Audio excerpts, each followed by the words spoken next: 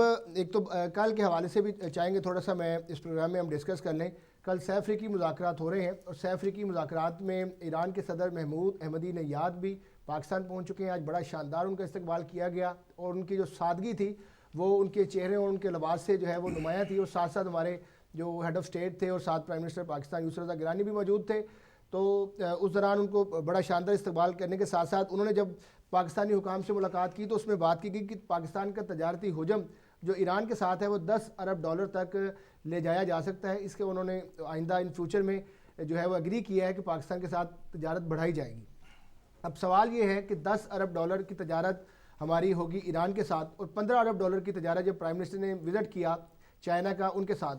اب اربوں ڈالر کی تجارت جو ہے پاکستان اپنے ہمسایہ ممالک کے ساتھ کر سکتے ہیں تو پھر پاکستان کو ایڈ کی ضرورت کیوں ہے؟ اس ساری صورتحال میں امریکہ جو ہے وہ خاص نظریں لگائے بیٹھا ہے پاکستان کے کل کے جو حالات ہیں. چونکہ اس سے پہلے امریکی کانگریس نے بلوچستان کے مسئلے پر بھی جو ہے وہ امریکی جو سینیٹرز تھے انہوں نے بات چیت کی تھی اور اس کو پاکستان نے اندرونی مسئلہ قرار دیا تھا. اور سہ افریقی مذاکرات بھی ہوئے اور سہ افریقی مذاکرات کے دوران پاکستان کے جو شمالی وزیرستان کا علاقہ ہے میر علی وہاں پر ڈرون اٹیکس کیے گئے جہاں پر تقریباً 21 کے قریب جو افراد ہیں وہ جھاں بھک ہوئے ہیں. اس حوالے سے پاکستان نے خود مختاری پر حملہ تو قرار دیا لیکن کوئی احتجاج جو ہے وہ جس طرح کرنا چاہیے تھا وہ نہیں کیا گیا. حامد کرزئی بھی پاکستان کے اندر ہیں, وہ پاکستان سے مزید تعاون مانگ رہے ہیں جی کہ پاکستان افغانستان کے لیے مزید قربانی دے. سوال یہ ہے کہ کل جو پاکستان کے سہ افریقی جو مذاکرات ہوں گے اس میں پاکستان کی اب کیا حکمت عملی ہوگی؟ چونکہ نئے معاہدے ہونے ہیں, موجودہ حکومت کمزور حکومت کیا اس قابل ہے کہ جو وہ پالیسیز بنائیں آئندہ ان فیوچر میں اس پالیسیز کو جو ہے وہ فالو اپ کیا جائے؟ کیونکہ سابق صدر جنرل ریٹائرڈ پرویز مشرف کے دور میں جو پالیسیز بنائی گئی تھیں وہ آج تک جاری تھیں. اور فروری 2002 میں 9 فروری 2002 کو جو پالیسی بنائی گئی تھی پاکستان کی اور امریکہ کے ساتھ جو ایک معاہدہ کیا گیا تھا 10 سال کا دہشت گردی کے خلاف جو پاکستان نے ساتھ دیا امریکہ کا, وہ 10 سال کے بعد پالیسی اس سال 2012 2 فروری کو وہ معاہدہ ختم ہوا. تو اب یہ جو معاہدے ہیں ان کی کیا میعاد ہوگی, کیا مدت ہوگی, چونکہ الیکشن کا سال ہے. جی بلال ایوب صاحب آپ سے میں پوچھنا چاہوں گا اس حوالے سے.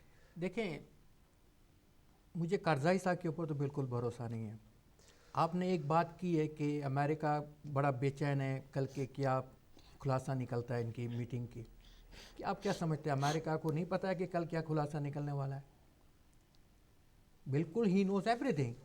جہاں تک ایران کی بات ہے, ٹھیک ہے ایران ہمارا اپنا ہمیشہ ساتھ رہا ہے, ہمیشہ ساتھ دیا ہے, وہ ایک علیحدہ ایشو ہے. لیکن کرزئی صاحب ابھی تو بہت میٹھی میٹھی بات کیونکہ پاکستان میں ہے نا, جب بھی افغانستان جائیں گے آپ ان کے اسٹیٹمنٹ دیکھ لیں بالکل تبدیل ہو جائے گی. بالکل تبدیل. کئی گیلانی صاحب کی طرح وہ بھی رنگ بدلتے ہیں. چلے میں کال شامل کر لوں. نواز صاحب ہیں برمنگھم سے. جی السلام علیکم نواز صاحب. وعلیکم السلام سر. نواز صاحب پروگرام میں خوش آمدید کہتے ہیں آپ کو جناب. شکریہ جناب, مہمانوں کو بھی سلام. جی وعلیکم السلام. بات آج یہ ہے کہ یہ جو ہمارے مہمان بتا رہے ہیں کہ عمران خان 10 سے 15 سیٹیں لے لے گا. صحیح. اگر وہ 5 بھی لے لیتے نا تو یہ بہت بڑی بات ہے. اچھا. الحمدللہ یہ بہت بڑی فخر کی بات ہوگی. اچھا. اور دوسری بات میں یہ کہنا چاہتا ہوں, جو ابھی رولنگ پارٹی ہے ان کا نعرہ ہے روٹی کپڑا اور مکان. صحیح. جنہوں نے یہ نعرہ لگایا تھا وہ تو اللہ کی راہ میں پیارے ہو گئے. صحیح. اب ابھی جو یہ ہیں ان کا نعرہ اگلے الیکشن میں یہ ہوگا, اگر چلیں گے ہمارے ساتھ نہ روٹی نہ کپڑا نہ مکان, کچھ بھی نہیں آپ کے پاس رہے گا. صحیح.